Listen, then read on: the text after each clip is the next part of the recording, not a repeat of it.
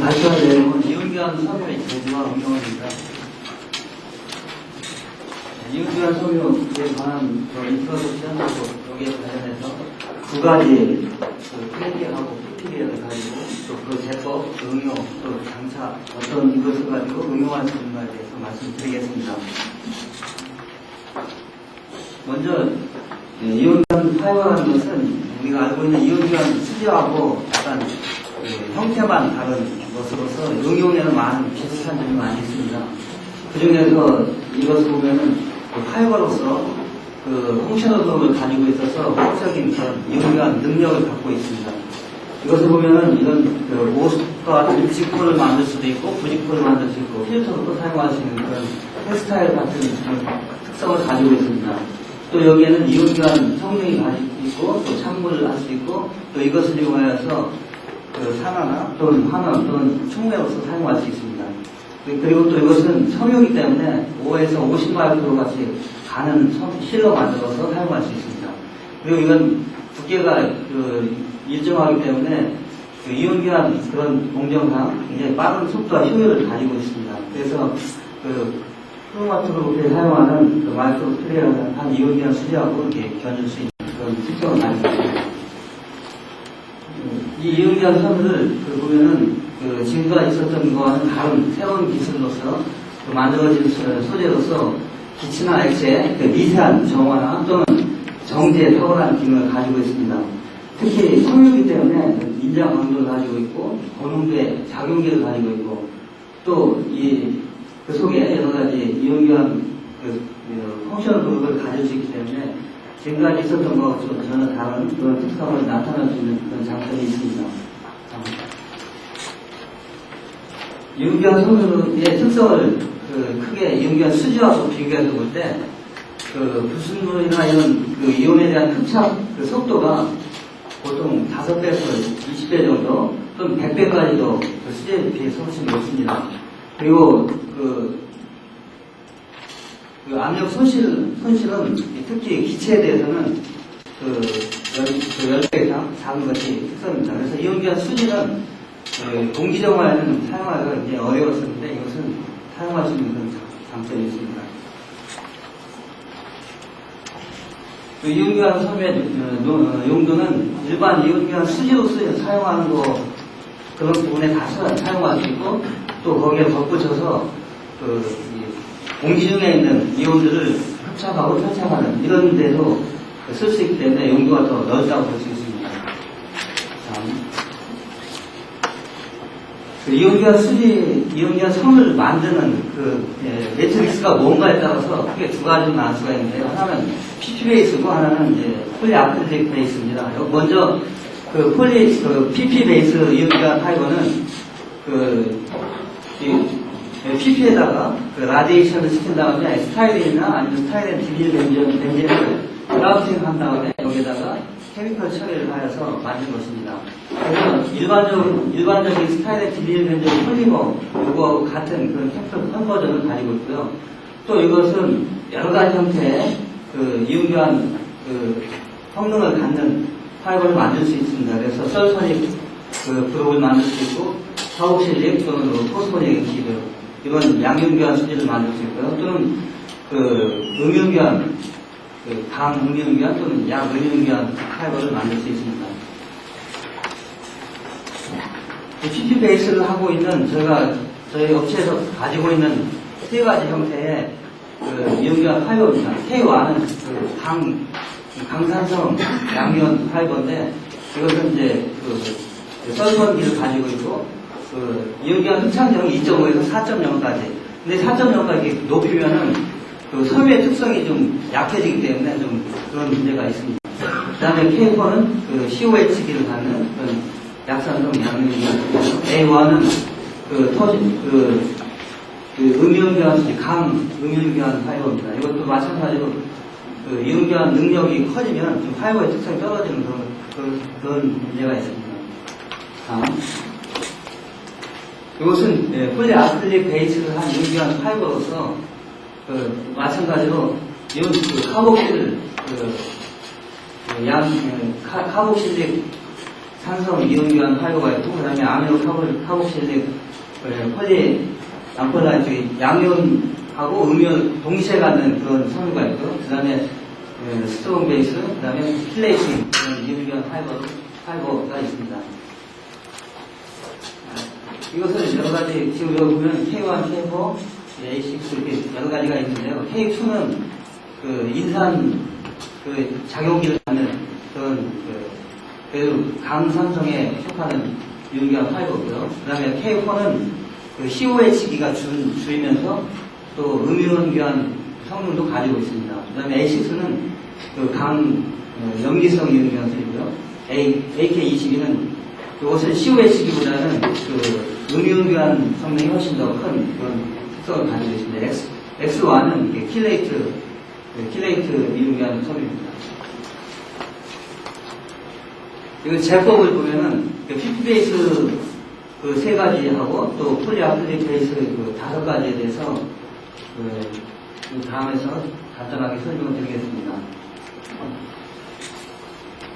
먼저 K1은 이건 스트록 엑시드 양이온교환 수지로서 그 스타일린이나 스타일린 디비닐 렌즈에다가 SO3H가 붙어있는 그런 강산성 이온교환 수지로서 이 제법은 그 PP에다가 이 엘렉트론 빔이나 또는 방사선 조사에서 이 스타일린을 코폴리머화 시킨 다음에 여기에다 펑셔널 그룹을 설브네이션에 의해서 펑셔널 그룹을 같이 한 그렇게 만든 것입니다. 그 밑에 특성에서 보면은 이온교환 작용기가 어떤 것이냐에 따라서 이온교환의 특성이나 또는 강도가 산성도가 달라지는데 그것을 이렇게 가장 큰 것은 설판기, 그 다음에 인산, 그 다음에 COH기 그런 순수로 이렇게 볼 수 있습니다. 그리고 NaOH에서 나트륨 폼으로 보통 만들고요. H폼일 경우는 산성 때문에 어떤 포이전의 그런 특성이기 때문에 나트륨 폼으로 저장하고 또 사용을 하거나 또 나중에 H폼으로 사용할 때는 그걸 전환해서 다시 사용하는 그런 형태입니다. 그래서 간단하게 제법을 말씀드리겠습니다. 일반 PP 폴리머에다가 이빔이나 또는 방사선 조사에 의해서 사이트를 하나 만들고 거기에다가 스타일렌을 코폴리머 그라프팅 시킨 다음에 코폴리머에다가 펑셔널 그룹을 입힐 때 설포네이션을 시켜서 결국은 SO3H가 달린 이온교환 파이버를 만듭니다. 보시고요. 또 이건 K4는 PP에다가 COH기를 그대로 붙인 것입니다. 그래서 더 반응이 간단한 그런 반응이고요. 카복실 엑시드 이것이 작용기로서 이것은 이제 K1보다는 이온교환 흡착력이 좀 큰 것이 이게 특성입니다. 다음. 그리고 보시는 바와 같이 PP에다가 이빔이나 방사선 조사에 의해서 수소를 떼어낸 다음에 아크릴 엑시드를 그라프팅 시킨 다음 그대로 이온교환 파이버를 만들기 때문에 더 간단합니다. 이것은 음이온교환 파이버로서 이것도 마찬가지 PP에다가 스타일렌 코폴리머를 만든 다음에 퍼터리 아모늄 아니면 애니온 익스체인지로 만드는 그런 방법입니다. 이곳은 OH 그룹을 가지고 있으면서 NaC, CO3나 이런 것들은 잘 재생이 잘 안 되는 그런 특성을 가지고 있습니다. 강염기성 이온이라는 파이버입니다. 그 다음에 이렇게 K4는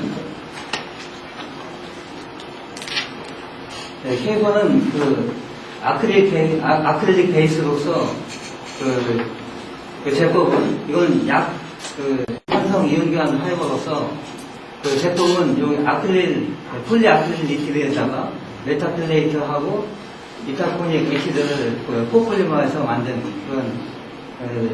그런 이온교환 파이버로서 여기 2가지 반응기가 있습니다. 먼저 폴리에틸렌 폴리아민에 의해서 1.0에서 2.0 정도의 그런 음이온교환 성능을 갖는 작용기가 없고요. 그 다음에 하이드롤리시스에 의해서 남은 니트로 그룹에다가 양윤 기업을 만들게 되는데 이것이 4.0에서 6이기 때문에 보통은 양윤 교환 파이브를 사용하고 있습니다. 특성은 이것은 약산성이기 때문에 해리 상수가 10-5승에서 7승 정도 약하고요. 이 칼슘이나 마그네슘 같은 것에 대한 셀렉티비티가 있습니다. 이것을 만드는 제법은 앞에서 말씀드린 것 같이 폴리아크릴리틱에다가 NaOH하고 그 다음에 HCl에서 작용기를 붙이는 그런 방법입니다. 이 K2는 강산성에 속하는 것 중에 하나인데 이것은 설분기에 비해서 이온 교환 능력이 좀 높기 때문에 이렇게 많이 쓰기도 합니다. 그런데 특성 중에 하나가 좀 물에 좀 약한 그런 것들이 있습니다. 이것은 다음에서 말씀드릴 수 있지만 폴리아크릴 섬유에다가 PCl3 요 반응에 의해서 디클로로포스핀 유도체를 만든 다음에 이것을 다시 포스핀 유도체로 다시 전환한 다음에 이것을 하이드로시스에 의해서 하이드로시스하고 산화에 의해서 인산 작용기가 붙는 그런 이온경 화합을 만드는 그런 형태입니다. 특성은 6.0 이상 만들 수도 있는데 좀 이럴 때 좀 섬유로서의 특성이 좀 나빠지는 그런 경향이 있습니다. 다음. K2에 대한 합성 메커니즘입니다. 이것은 방사선 조사를 하지 않고 화학적으로 처리를 해서 만드는 그런 특성을 가지고 있습니다. AK22도 이것은 염기성 이온교환 섬유로서 사용하는 것으로서 이것은 여기도 마찬가지 앞에서 말씀드린 것처럼 음이온교환 성능하고 양이온교환 성능을 동시에 가지고 있습니다.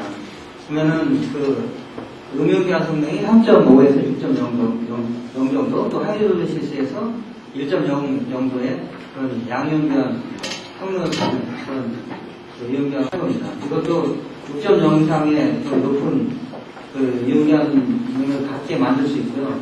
10까지도 가능한데 그렇게 성능을 높이면 높일수록 섬유로서의 특성이 나빠지는 그런 특성을 가지고 있습니다.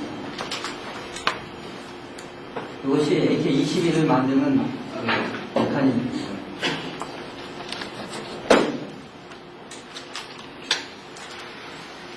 이것은 킬레이트, 이미도티 아세틱 킬레이팅 이온교환 파이브입니다. 이것은 이타코닉 액시드를 가지고 아크릴릭 코폴리머에다가 반응시켜서 만든 그런 것이 특성이고, 밑에는 이 킬레이팅 되는 셀렉티비티가 나와 있습니다. 지금까지는 이온교환 섬유를 만드는 제조 공법에 대해서 말씀드렸고, 이것을 응용하는 부분에 대해서 말씀드리겠습니다. 크게 네 가지로 나눠나는데, 첫 번째는 공기 정화하고, 그 다음에 물, 그 다음에 트랜스더멀, 드러그 딜리버리, 그 다음에 여러 가지 다른 특성, 네 가지로 설명을 드리겠습니다. 여기서 제가 실제 하고 있는 것 중에 하나인데요. 반도체 클린룸에 아모니아를 제거하는 아모니아 필터로서의 그런 응용입니다. 이것은 아모니아를 공기 중에 제대로 흡착할 수 있기 때문에 그런 특성을 갖고 있습니다. 다음입니다. 이것은 어디다 쓰냐면은 아모니아 반도체 제조 공정 중에서 포토 리지스터 공정이 있습니다. 포토 리지스터 공정에서 보면은 공기 중에 있는 아모니아가 있으면 이 아모니아가 이 포토 리지스터 반응을 해서 나중에 이것을 포토 리지스터를 날릴 때 완전히 날아가지 않고 이런 T2 현상을 일으켜서 선명한 그림을 그릴 수가 없습니다. 그래서 케미컬 필터를 가지고 아모니아가 완전히 제거하면 깨끗한 그런 포토 리지스터에 의한 그런 여러 가지 다른 문제를 해결할 수가 있습니다. 이것은 케미컬 필터를 어디에 사용하는가 하는 것인데요. 여기 보면은 보통 내부에 90%의 공기를 이렇게 순환시키고 나누고 10%를 밖에서 이제 새로운 공기를 이렇게 받아들여서 사용하고 있는데요. 밖에서 들어오는 공기에 대해서 필터 쓸 수 있고요. 또 그 천정 중에 있는 FFU 안에 이 케미컬 필터를 쓸 수 있고, 스태퍼 장비나 트랙 장비 위에 또 이 케미컬 필터가 들어 있습니다. 여기에도 쓸 수 있고, 이 전체 순환되는 공기를 공기 중에 아모니아를 제거하기 위해서 이 케미컬 필터를 쓰고 있습니다. 이것은 케미컬 필터를 카트리지화해서 만든 세트입니다. 이것은 이온교환 스크러버인데요. 물로써 또는 NaOH나 HCl이나 이런 것들로 스크러빙하는 매스크러버하고 약간 개념이 다른 형태의 이온교환 스크러버입니다. 이것은 이온교환 파이버를 그 사이에 두고 그 사이를 공기 중에 공기가 통과하면서 그 이온교환 파이버가 공기 중에 있는 어떤 암모니아나 HCl 이런 것들을 제거하도록 하고, 나중에 이것을 재생에 의해서 재생해서 계속해서 사용할 수 있는 그런 개념으로서, 이것은 재생을 하면서 흡착할 수 있는 그런 특성이 있어서 여러 가지 지금 많이 사용하고 있는 것 중에 하나입니다. 지금 국내에서 몇 군데 설치를 하고 있고, 특히 본사에 암모니아 제거하는데 지금 사용을 하고 있습니다. 이 특성은 바로 이렇습니다. 팬을 통해서 공기가 이제 들어가면은 음이온교환 수지나 양이온교환 파이버가 있어서 거기를 통과하면서 공기 중에 있는 이온들이 다 잡힙니다. 그런 다음에 1시간에 한 번이라든지 아니면 30분에 한 번씩 재생액을 위에서 이렇게 분사를 해서 이온교환 파이버를 통해서 내려오면서 재생을 하면서 또 동시에 사용할 수 있는 그런 형태의 이온교환 스크러버입니다. 이것은 장비, 만든 장비, 왼쪽에 있는 것은 장비고요. 오른쪽에 있는 것은 제가 특허 낼 때 그림으로 그렸던 것 같습니다. 이거 실제 사용하고 있는 장비입니다. 이것은 이온교환 파이버를 에바라에서 초음수를 만드는데 사용한 그런 예를 말씀드리겠습니다. 다음. 이것을 그림으로 이렇게 나타낸 것인데요. 앞에서 보면은 이온교환 컬럼을 통해서 흡착물을 흡착하고, 그 다음에 다음 엘리트로틱 이오나이제이션 시스템에서 보면은 이온교환 석유를 지금 여기 이온교환 석유가 여기 하고 양쪽에 이렇게 들어가 있는데요. 이것들이 이온들을 흡착하면은 전기 투석기에 양쪽에 있는 극이 이온교환 막을 통해서 이렇게 다시 재생시키는 동시에 다시 또 계속해서 이온들을 잡을 수 있는 그런 형태의 에바라에서 지금 상용화한 그런 제품입니다. 이것은 저희가 개발한 AK4하고 AK22를 이용해가지고 중금속을 흡착한 포톱을 정수기에서 실험한 것입니다. 여기 보면은 철이나 카드뮴 또는 납 같은 것을 보면은 거의 100%, 지금 여기 제 앞에 있는 것이 10에서 또 400 밀리리터, 그러니까 리터를 통과시켰을 때 제거율을 나타냈는데, 지금 납 같은 거는 거의 100% 철이나 카드뮴 같은 거에 만족하게 잡히는 것으로 나타났습니다. 이것은 육가금속 흰수에 사용한 제가 예를 표로 나타내놨습니다. 이것은 저희가 직접 하지는 않지만 트랜스더멀 글로벌 딜리버리가 해가지고 이온교환 수지의 특성을 이용해서 이온교환 수지가 약을 드러그를 갖다가 잡고 또 잡는 그 형태를 이용하여서 요 잡은 것을 천천히 컨트롤하면서 릴리스하게 하는 그런 특성을 이용한 것입니다. 저희가 사용하지는 않지만 그것을 하는 예를 제가 봤습니다. 이것은 수소 컨버전하는 그런 데 사용한 K1 파이버를 가지고 사용한 예를 가지고 하나 저희가 골랐습니다. 이건 MTB 이것을 합성할 때 K1 능력 파이버를 사용한 예를 제가 표로 나타내봤습니다. 결론적으로 볼 때 그 장차 이것이 어떻게 사용될 것인가에 대해서 이렇게 보면은 일단 이것이 섬유로서 존재하고 또 섬유의 굵기를 여러 가지로 할 수 있다는 그런 장점이 있고요. 또 이온교환 흡착 또 탈착하는 속도가 아주 빠르기 때문에 이것을 이용한 그런 응용을 앞으로 할 수 있다는 거 한 가지 하고, 그 다음에 그 필터링 베드에서 그 퍼미비티를 컨트롤해서 사용하는 그런 예를 그런 쪽으로 많이 이용할 수 있고, 그 다음에 그 LYD가 1 이하인 쉘로 베드 그런 쪽에 이제 사용할 수 있습니다. 근데 좀 한 가지 애석한 점은 이것이 가격이 좀 아직 높은 것이 좀 문제가 있고요. 또 앞으로 더 많은 그런 응용 분야에 연구가 필요하다고 생각합니다. 이상입니다.